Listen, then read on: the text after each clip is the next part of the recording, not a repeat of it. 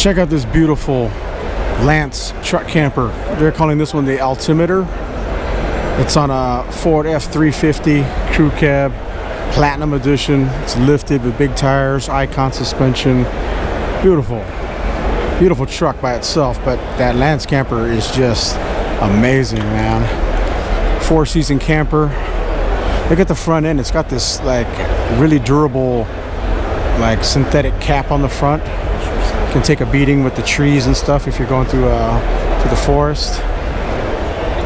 Insulated, of course. Yeah, that's nice. Oh, look, he's got some kind of what is that? Like a satellite up there?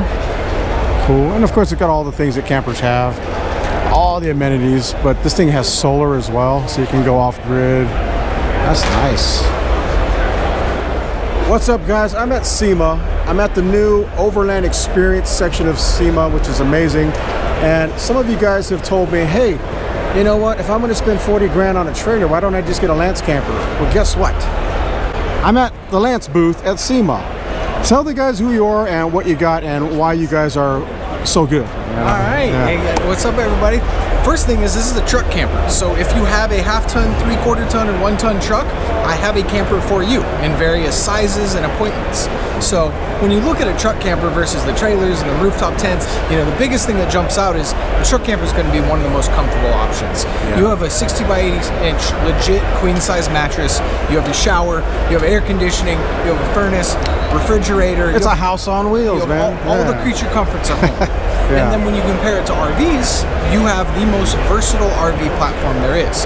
The truck camper, you can still go off-road. I'm on a 4x4, 37-inch tires, 1-ton F350 short bed. This is the 855S. This is features a slide out as well. For you RV folks, you'll know a slide out has a lot of room.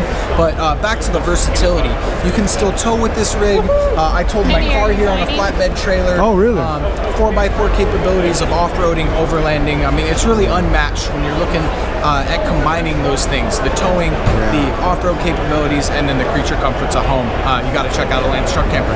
Yeah, that's the thing I like most about this setup, going with a truck, is the versatility, right? Because you go with a van, it's awesome. Don't get me wrong, those vans are awesome. Oh, I surf. I know the vans are cool. But once you go with that route, that's a $100,000 vehicle. That's all you can do. Exactly. This one, you take it home, pop that off. You can use it as a truck.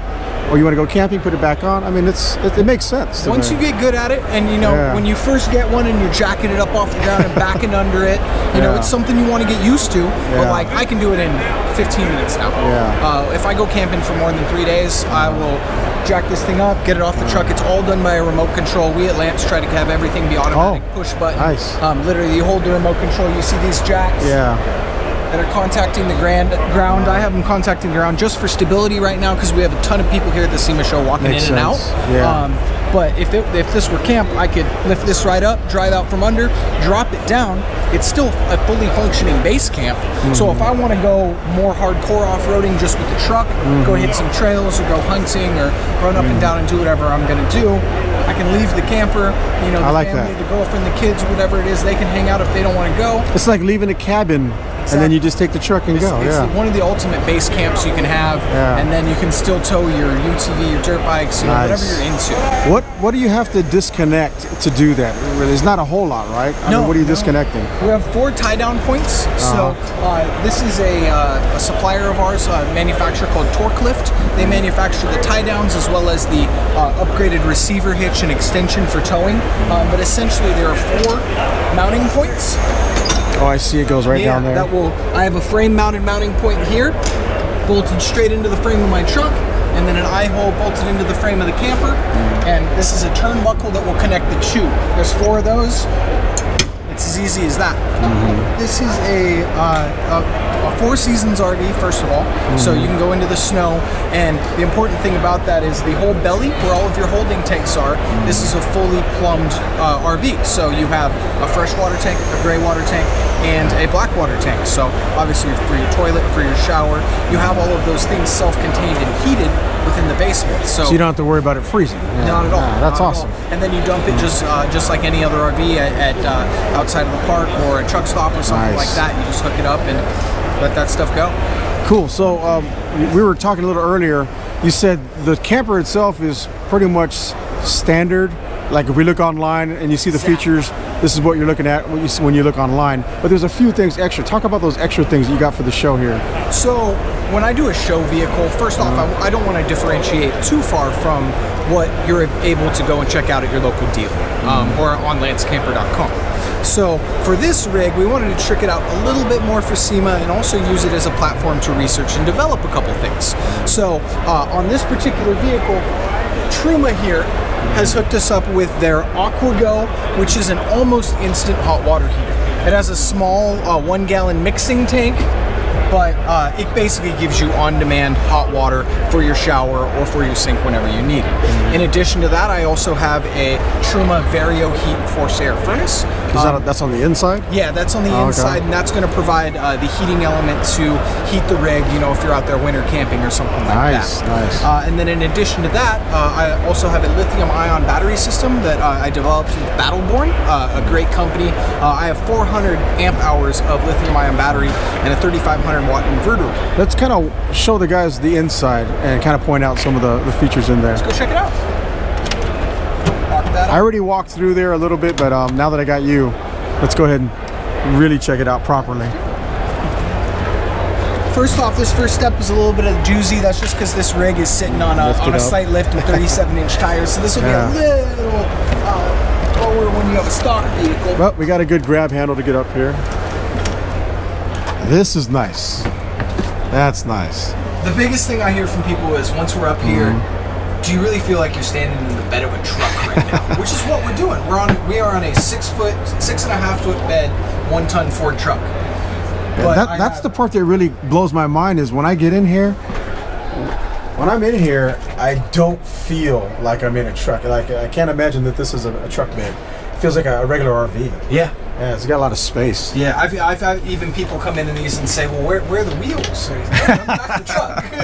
Yeah. And, you know, you have sleeping space for 4 people here. Oh, A nice. restroom, a wet bath off to the side, which is good size.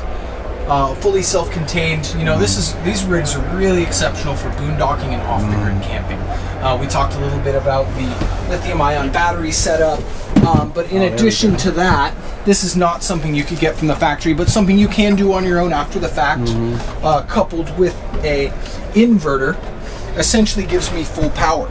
Now, the majority of the electrical system in this rig is 12 volt. So 12 volt television. The only things you need more juice for are your air conditioner and your microwave. So if you don't use those things too often, your standard lead acid car batteries are generally what you're going to see in that area. But this is one of those custom things we were talking about. In addition to available from the factory, a 2,500 watt propane generator made by Onan, same guys, Cummins, same guys that do the Dodge motors. Yeah. That gives you electrical independence as well. We talked about electrical independence a lot here because we're in the Overland area. You know, we're not going to be traditional slab camping at an RV park. We want to be able to go out, boondock, go out, get off the road, get off the beaten path for a couple weeks, right?